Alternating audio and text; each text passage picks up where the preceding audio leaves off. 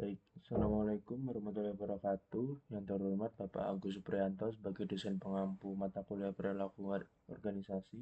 Perkenalkan, nama saya Ronald L. Farizi dengan NIM akhir 260. Di sini saya akan menjelaskan tentang perception and individual decision making. Nah, apa itu persepsi? Persepsi adalah sebuah proses di mana individu mengorganisasikan dan menafsirkan kesan sensorik mereka untuk memberikan makna pada lingkungan mereka. Namun, apa yang kita persepsikan biasanya menjadi sangat berbeda dari realitas objektifnya. Nah, faktor-faktor yang mempengaruhi persepsi adalah ada tiga, yaitu pemersepsi. Ketika Anda melihat sesuatu, interpretasi Anda sangat dipengaruhi oleh karakteristik pribadi Anda sendiri, sikap kepribadian, motif, minat, pengalaman masa lalu, dan harapan Anda. Yang kedua ada target, yaitu karakteristik dari target yang diamati,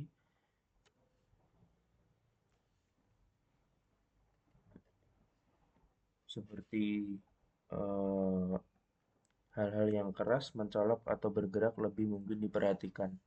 Lalu latar belakang dan kedekatan juga berpengaruh. Yang ketiga ada situasi di mana ketika kita melihat objek atau peristiwa juga penting. Waktu, lokasi, cahaya, panas, atau faktor situasional lainnya dapat mengubah persepsi kita. Nah, yaitu yang kedua ada persepsi orang. Nah, di dalam persepsi orang itu ada teori atribusi. Teori ini menjelaskan cara kita menilai orang secara berbeda tergantung pada makna yang kita atribusikan pada perilaku tertentu. Ketika kita mengamati perilaku seseorang, kita mencoba menentukan apakah perilaku itu disebabkan oleh faktor internal atau eksternal. Yang pertama yaitu penyebab faktor internal, perilaku yang diyakini berada di bawah kendali pribadi individu tersebut. Yang kedua ada penyebab faktor eksternal, perilaku yang dianggap sebagai akibat dari situasi, misalnya seseorang yang terlambat karena macet, bukan karena malas. Ya, selanjutnya yaitu hubungan antara persepsi dengan pengambilan keputusan. Nah,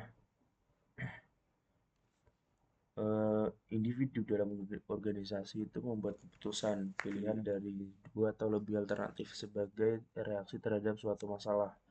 Nah, persepsi menentukan apakah seseorang menyadari adanya masalah itu atau tidak. Apa yang dianggap sebagai masalah oleh satu manajer mungkin dianggap kondisi normal oleh manajer lain.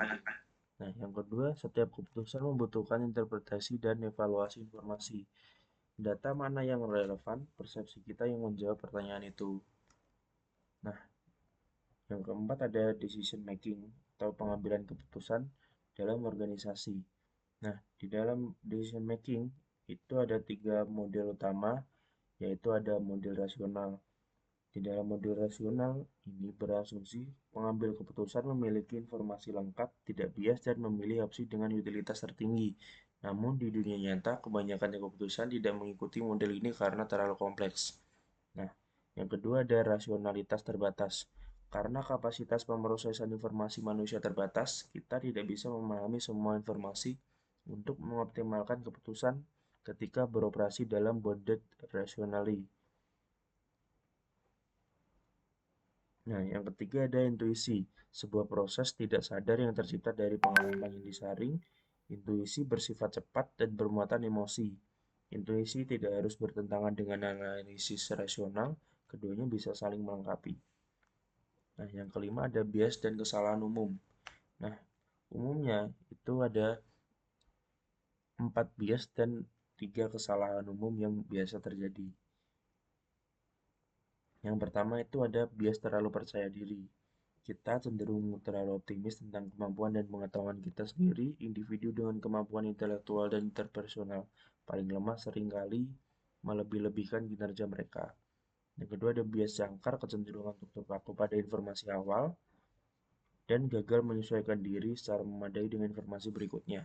Yang ketiga ada bias konfirmasi, mencari informasi yang membenarkan pilihan masa lalu kita dan mengabaikan informasi yang bertentangan. Yang keempat ada bias ketersediaan, di mana mendasarkan penilaian pada informasi yang mudah tersedia di memori. Yang kelima ada eskalasi komitmen, yaitu bertahan dengan keputusan yang jelas-jelas salah karena sudah banyak berinvestasi di dalamnya. Yang keenam ada pengindaran resiko, yaitu kecenderungan lebih memilih hasil yang pasti daripada hasil yang beresiko, bahkan jika hasil beresiko memiliki payoff yang lebih tinggi. Yang terakhir ada bias tinjauan kembali, yaitu kecenderungan percaya diri secara salah setelah hasil diketahui bahwa kita seharusnya sudah bisa memprediksi secara akurat. Nah, selanjutnya ada pengaruh pada pengambilan keputusan. Nah, di dalamnya itu ada dua hal, yaitu perbedaan individu. Di dalam perbedaan individu ada kepribadian yang orang yang teliti dan memiliki harga diri tinggi mungkin lebih rentan terhadap self-serving bias. Jenis kelamin, yaitu wanita cenderung lebih banyak menganalisis keputusan dibanding pria meskipun perbedaannya semakin tipis. Yang terakhir, kemampuan mental, di mana orang cerdas memproses info lebih cepat tetapi tidak kebal terhadap bias. Nah, yang terakhir ada perbedaan budaya, latar belakang mempengaruhi kedalaman, analisis, dan pentingnya logika.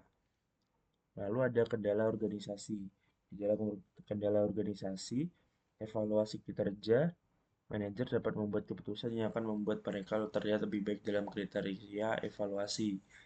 Sistem penghargaan mempengaruhi pengambil keputusan dengan menyarankan pilihan mana yang memiliki payoff yang lebih tinggi. Peraturan formal, aturan dan kebijakan membatasi pilihan keputusan. Batasan waktu, tenggat waktu yang ketat mempersulit pengumpulan informasi yang lengkap. Presiden sejarah, keputusan masa lalu membatasi opsi saat ini. Lalu ada etika ketika mengambil Lalu ada etika dalam pengambilan keputusan. Ada 3 kriteria etika utama. Yang pertama ada utilitarianisme, keputusan yang dibuat semata-mata berdasarkan hasil konsekuensi untuk memberikan kebaikan terbesar bagi jumlah orang terbanyak. Ini mendominasi pengambilan keputusan bisnis. Yang kedua ada hak, yaitu menghormati dan melindungi hak dasar individu seperti privasi, kebebasan berbicara, dan proses hukum. Yang ketiga ada keadilan, memberlakukan aturan secara adil dan tidak memihak untuk memastikan distribusi manfaat dan biaya yang merata. Nah, di sini saya mengangkat study case tentang keputusan krisis PT Samator di tengah badai krisis oksigen COVID-19. Nah, latar belakangnya, pada bulan Juni hingga Agustus 2021, Indonesia mengalami lonjakan drastis pada kasus COVID-19. Hal ini memicu permintaan oksigen medis di berbagai rumah sakit yang melonjak hingga 500% dari kondisi normal. Di beberapa daerah, rumah sakit kehabisan stok oksigen dan masyarakat umum panik mencari tabung oksigen untuk keluarganya. PT Samator sebagai salah satu produsen gas industri dan medis terbesar di Indonesia berada di pusat krisis ini. Perusahaan yang menghadapi kendala logistik yang luar biasa, kekurangan armada truk, kelelahan sopir, dan keterlambatan pengambilan tabung gas dari rumah sakit. Di sisi lain, mereka juga memiliki kontrak bisnis bernilai besar dengan klien-klien industri non-medis yang pasokan gasnya harus dijaga. Nah, keputusan yang diambil PT Samator yang pertama itu mengonversikan kapasitas produksi, membatasi pembelian individu dan beroperasi 24 jam dan berkolaborasi dengan pemerintah. Dalam sudut pandang persepsi, manajemen PT Samator tidak mempersepsikan lonjakan permintaan ini sebagai sekedar peluang bisnis normal, tetapi untuk mengeruk keuntungan sebesar-besarnya, karena konteks situasinya adalah pandemi global dan angka kematian yang tinggi. Mereka mempersepsikan kondisi tersebut sebagai krisis kemanusiaan. Persepsi ini menjadi dasar seluruh keputusan manajerial yang bergeser dari profit-oriented menjadi penyelamat nyawa. Nah, dari sisi rasionalitas, di tengah lonjakan permintaan sebesar 500%, pimpinan PT Samator tidak memiliki waktu untuk membuat model matematis yang logistik yang sempurna. Mereka mengalami kendala waktu, batasan fisik, dan kelelahan SDM. Oleh karena itu, mereka melakukan Alih-alih melayani seluruh pesanan secara sempurna, mereka memprioritaskan rumah sakit rujukan darurat dan membatasi pembelian individu agar stok yang ada cukup untuk menahan laju krisis di hari tersebut. Dari sudut pandang etika, dari sudut pandang utilitarianisme, keputusan paling berani adalah memangkas 90% pasokan gas industri dan mengalihkannya untuk gas medis. Secara finansial ini memang bisa mengganggu kontrak dengan klien, namun berdasarkan kriteria utilitarianisme, keputusan ini memberikan kebaikan terbesar bagi jumlah orang terbanyak, yaitu menyelamatkan ribuan nyawa pasien COVID. Nah, dari analisis Justice and Right, kebijakan membatasi pembelian retail maksimal 1-2 tabung dengan syarat surat dokter adalah bentuk penerapan keadilan. Keputusan ini diambil untuk mencegah oknum kaya memborong dan menimbun oksigen, sehingga hak masyarakat kecil dan pasien yang benar-benar kritis untuk mendapatkan oksigen tetap terlindungi. Nah, dari sudut pandang bias, menghindari ensuring bias, manajemen tidak terpaku pada proporsi bisnis masa lalu di mana oksigen industri mungkin lebih mendominasi atau lebih stabil. Mereka langsung menyesuaikan diri dengan data baru di lapangan secara drastis. Dari intuisi, selain data logistik yang masuk, keputusan Rahmat Darsono untuk langsung merapatkan barisan, menambah shift sopir dan memotong rantai birokrasi didorong oleh intuisi manajerial yang terbentuk dari pengalaman bertahun-tahun. Keputusan efektif berpadu dengan analisis rasional untuk bertindak cepat. Kesimpulannya, perilaku manusia di tempat kerja tidak disasarkan pada realitas subjektif, melainkan pada persepsi mereka terhadap realitas tersebut.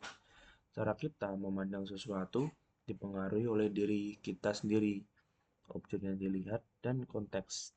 Dalam proses menilai orang lain, kita sering menggunakan jalan pintas mental seperti stereotip, efek halo, atau persepsi selektif yang dapat mendistorsi kebenaran. Persepsi ini adalah fondasi dari pengambilan keputusan. Namun, karena kapasitas kita dan informasi terbatas, manusia jarang bisa menggunakan model rasional yang sempurna. Kita lebih menggunakan rasional terbatas, mencari solusi yang cukup baik dan memuaskan, serta mengandalkan intuisi. Akibatnya, proses pengambilan keputusan kita sangat rentan terhadap bias kognitif. Pada akhirnya, keputusan yang baik di dalam organisasi tidak hanya menuntut kita untuk meminimalkan bias tersebut, tetapi juga harus mempertimbangkan kendala organisasi, perbedaan individu, serta menjunjung tinggi pilar-pilar etika dan kreativitas. Mungkin itu saja yang bisa saya sampaikan. Kurang lebihnya mohon maaf. Wassalamualaikum warahmatullahi wabarakatuh.